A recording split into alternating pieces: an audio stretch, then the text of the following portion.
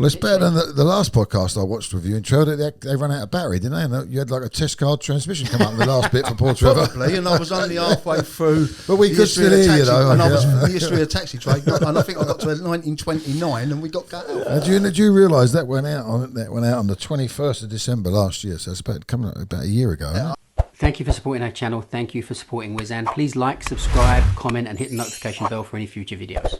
We are back with Trevor Merralls. We've got a guest here is David Frampton as well. He's going to. Nice to meet you, Dave. David is my sidekick. Kick side. Yeah, we got you back on, Trevor, because there was loads of action happening recently. I always get my emails coming through from the UCG, and they're actually some of the only emails I actually read to do with trade issues. And what's happening recently? First of all, thank you for the invitation to come back and address, talk to you on this podcast. So much as we are aware, the taxi trade is always fluid. There's always something happening. So we've got the ongoing issues of the driver policy, which is still causing controversy and still causing suffering for drivers. We believe there's no natural justice here. It's wrong. What's the driver's policy? The driver policy is where TfL if you get points on your licence. They will look to give you a suspension. Now, if we are talking totting, which is 3 points for speeding, and you get 3 points and you get 6 points and you get 9 points and eventually you're on 12 points, if you haven't told the regulator, which is your responsibility to do, we're not talking about that. And then you go to the magistrate's court to whether they suspend your driving licence or not. And if they take away your driving licence, then obviously TfL are trying to say, look, we wasn't aware you've incurred all these points. And then once you've served your DVLA ban, you get a further ban from a suspension from TfL. Now, that's a fit and proper question, really, because you've not notified them when you had 3, you've not notified them for 6, 9. But what we're seeming to be getting now is, and we do know that we get cyclists who sort of target taxi drivers. Well, yeah, we know who you're referring to there. And they target taxi drivers, and we've had a couple. We've had one particular member who the cyclist went round the cab 5 times. Now, why are you riding round the cab 5 times? Because you're hoping to catch a taxi driver touching a mobile phone. Now, if you touch a mobile phone, and this was our representation when this policy was first ever suggested by TfL, or told about it by TfL, we said that if you get 6 points, which is what touching a mobile phone is, it doesn't stop you driving. You can drive a bus that's got 70 people on it. Mm-hmm. TfL is saying you're not fit and proper to drive a taxi that carries 6 people. With 6 points on your licence. If it's what they deem a serious offence. So then we had this meeting, and it kicked off a little bit, and me being the way I am and the UCG being the way that we are. So eventually TfL invited us all in to clear up any misunderstanding. And so we went in January this year to Stratford, and it was said by TfL that anyone who, as long as you've notified them you've got 6 points, they're not looking to, at this stage, to double jeopardy. They're just looking to give you a warning about your future conduct. Mm-hmm. Great. So we asked the question, what you have a responsibility as the licensor, the licensing regulator, you have a responsibility to all licensees to inform of any changes to their licensing conditions. And these are fundamental changes to their licensing conditions where you can get suspensions for 3, 6, 9, 12 months. Yeah. TfL said they wouldn't be doing that. They would be giving people warnings as long as the people have notified them and informed them. Well, since then, the goalpost seems to be moved. Now, I'm not going to name no names, but you've got things that I've got a member I'm going to represent him. So he's been done for touching a mobile phone.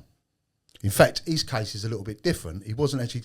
Someone had left the phone in the back of the cab, and he put it on the tray, and he was charging it up because he was taking it back to the customer. Got pulled over by the police, and the police said that he's interacted with the mobile phone. Ooh. And his mistake, well, I say mistake, nothing. He denied it. He said, "No, I haven't." And you got 6 months for the police had 6 months, and on the last day before the 6 months ran out, they wrote to him and said that we're going to issue you with 6 points on your licence. His mistake was he should have challenged it, but at the time he took the view: who's the magistrate going to believe, me or a policeman? So he took the 6 points, but he notified TfL. Can I question that story? Because I want to see the flaws that I see in it. Go on. Well, it's not my phone, and therefore I don't have the code or the face, whatever. So therefore, it's impossible for me to interact with it, and that surely would be easy to prove. That's why he should have gone to the court. That's why he should have gone magistrates. But he thought a magistrate's going to believe a police officer, not him, because the police officer said you must have touched the phone to be charged out of being in the tray.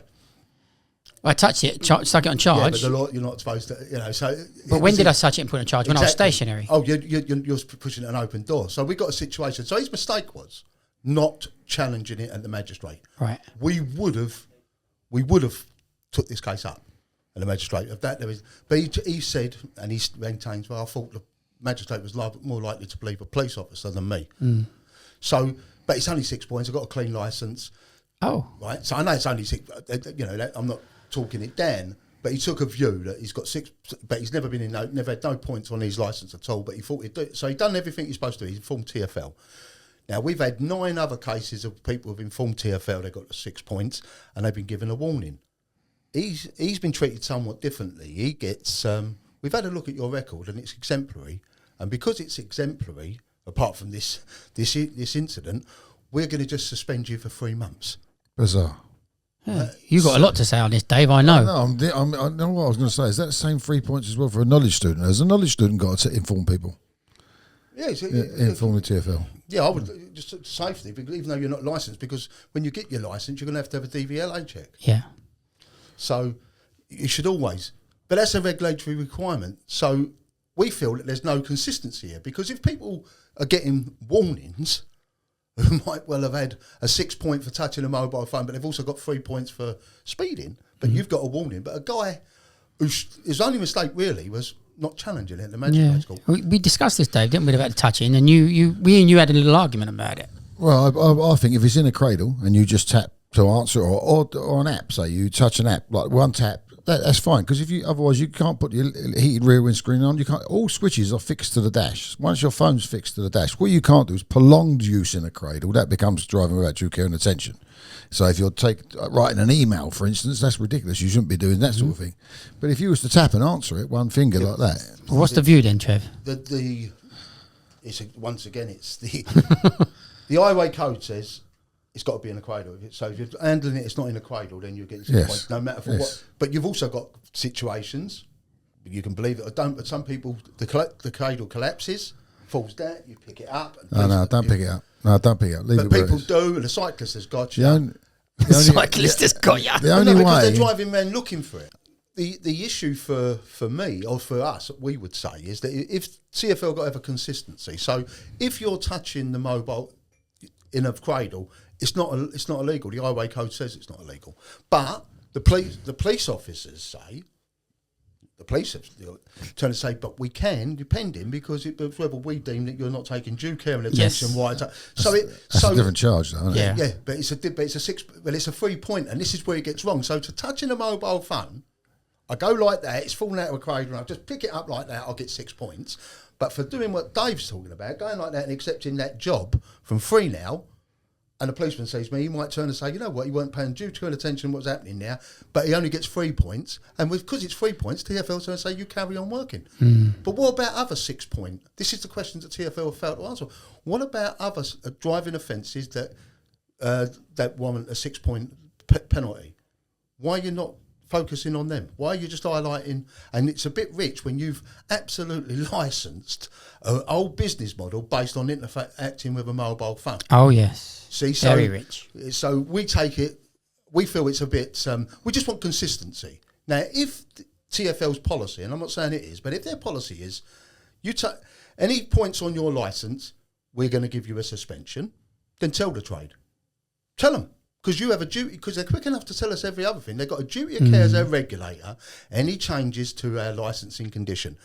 Now, this is fundamental changes to our licensing condition. So if you get 6 points, Dean, because you've touched a mobile phone, you've been watching yourself on a podcast, and you've actually seen, and you get 6 points. So then before TFL decide to suspend your licence, they do something that's called a reconsideration hearing. Now, this is where you go along with your with a lawyer or a friend or your trade organisation, which is what I'm going to be doing for the guy with the mobile phone I was just talking about. But at this reconsideration hearing, you'd say why it happened. Well, what happened was it collapsed in its cradle. I just picked it up. Why I shouldn't? I've only got 6 points, but there's mitigated reasons that, my family rely on me. My mum, I've got elderly parents who rely on me taking them to hospital in a taxi. Loads of mitigation. But each individual has got cases, situations that are unique to them. But you're sitting at reconsideration. They don't make no recommendation. They just listen to what you're going to say. So what happens is when you've notified TfL that you've got 6 points, or TfL find out you've got 6 points on your licence, the head of the department says, you go up to the head of the department, you work for that department, licensing department, you say, guess what, Mr. Merralls has got 6 points on his licence and he never notified her, so I'm going to suspend him for 3 months. Okay then, because you're the head of the... Now, Mr. Merralls wants to appeal it. I go before 2 people in reconsideration, and they report it back to you. You've already okayed for me to be suspended, and they make no recommendation. So what's the point in having this hearing? It's a farce.